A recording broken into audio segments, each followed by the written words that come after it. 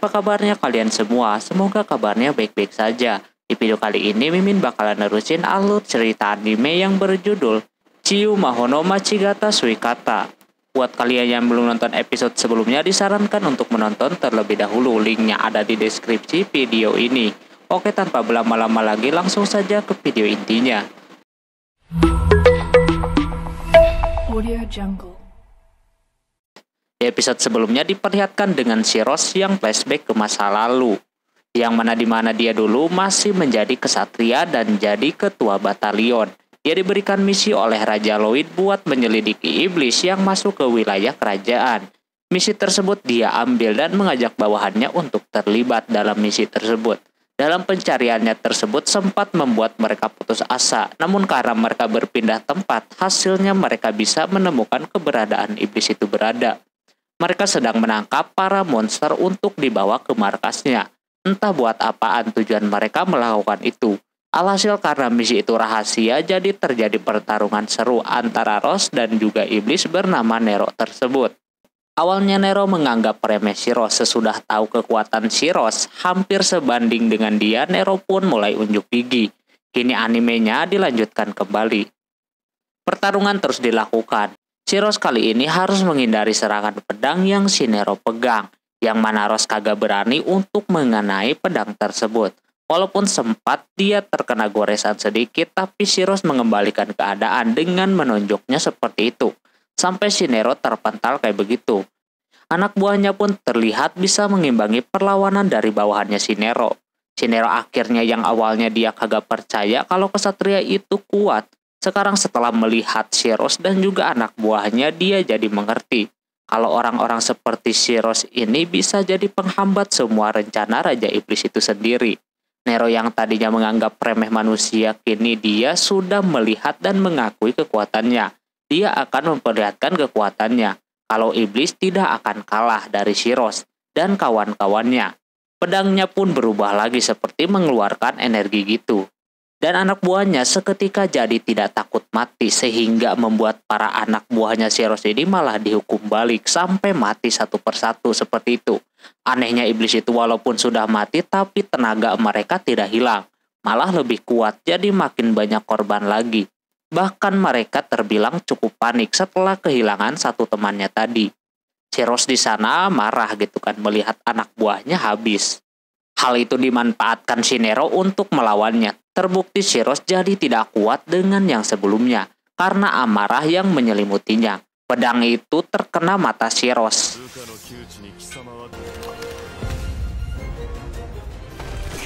Mau disembuhkan tidak bisa, karena kalau udah terkena pedang itu katanya kagak bakalan mungkin bisa menggunakan kekuatan lagi. Anak buahnya udah ketar-ketir, udah meminta bantuan kepada Shiros, namun apa daya, dia juga tidak bisa menghampiri mereka, sehingga anak buahnya menyisakan si Owl doang. Kondisi Shiros sudah semakin parah. Pandangan dia berfungsi sebelah, bahkan udah mau pingsan di sana. Ketika mau dihajar sama si Nero di sana, Owl pasang badan kayak begitu sehingga dia masih bisa selamat. Rose makin terluka gitu kan, anak buahnya pada mati semuanya. Di sana Nero tidak akan melupakan kejadian ini, yang dimana dia menemukan lawan Shiros dan berhasil mengalahkan semuanya. Di sana Shiros marah dikatain kayak begitu. Ketika si Nero mau menyerangnya, Shiros menahannya kayak begitu. Dia masih bisa sanggup berdiri. Bahkan dia menonjoknya seperti itu, bahkan bisa membolak-balik si Nero kayak begitu. Udah kayak gorengan ya kan. Dihajar sana sini sampai akhirnya ditonjok dan dihajar sama pedang miliknya sendiri.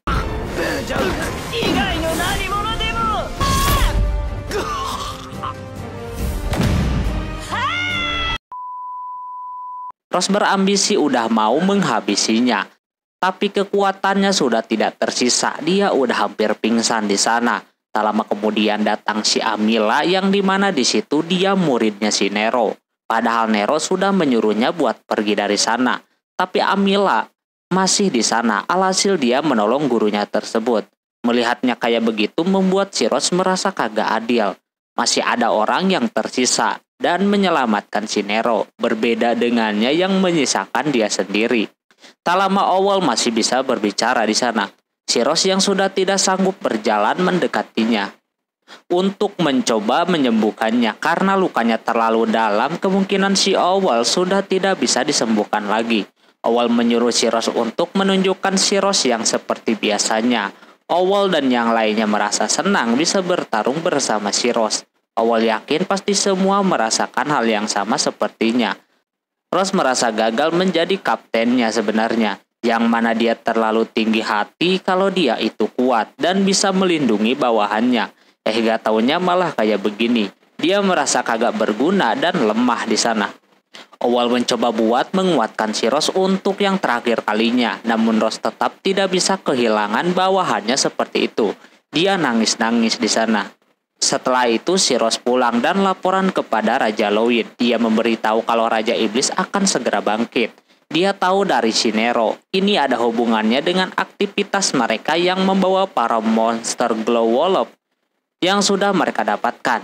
Pas udah menyampaikan laporannya, dia mempunyai permintaan. Setelah gagal di misi ini, si Rose ingin dicabut jabatannya sebagai kapten batalion dan juga dicabut sebagai kesatria.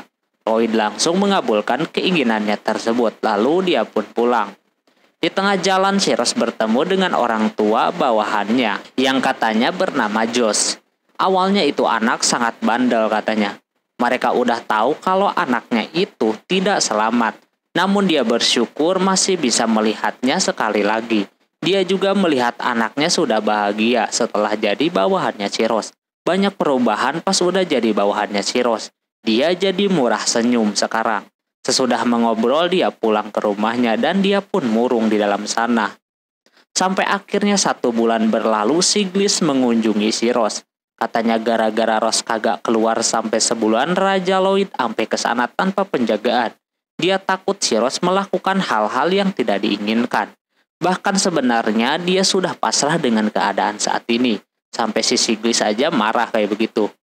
Terus dia menanyakan soal luka dia yang terkena kutukan di matanya itu. Kenapa si Rose tidak menyembuhkannya? Pas udah ngobrol, si Siglis pun pulang.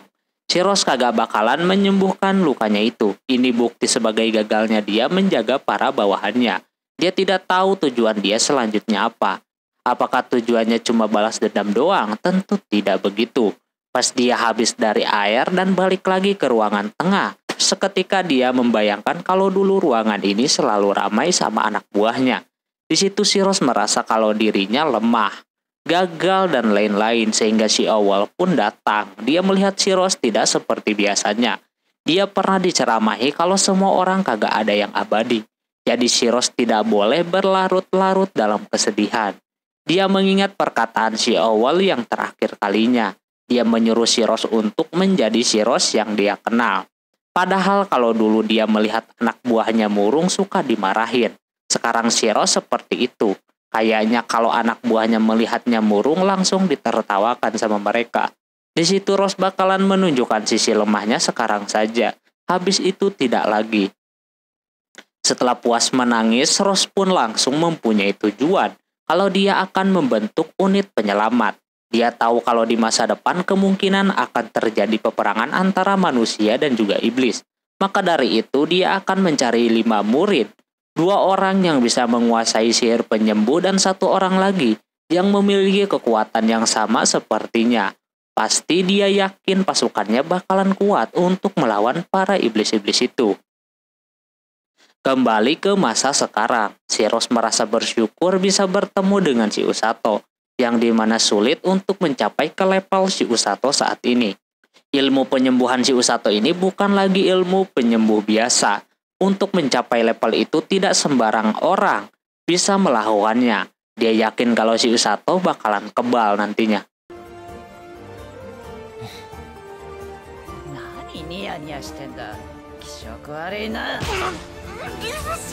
Di sisi lain, para pasukan iblis sudah berhasil membangun jembatannya kembali. Kini mereka akan bersiap menyerang kapanpun mereka mau. Di sana kesatria hitam sudah kagak tahan ingin bertarung. Dia sudah merasa kalau lawannya bakalan mudah. Tapi Amila memberitahu kalau kesatria hitam tidak boleh meremehkan manusia. Karena manusia ada yang mempunyai kekuatan seperti monster. Dan yang paling merepotkan adalah unit penyelamat. Hal tersebut malah bikin si kesatria hitam menjadi tambah bersemangat. Dia makin kagak sabar untuk bertarung dengan mereka.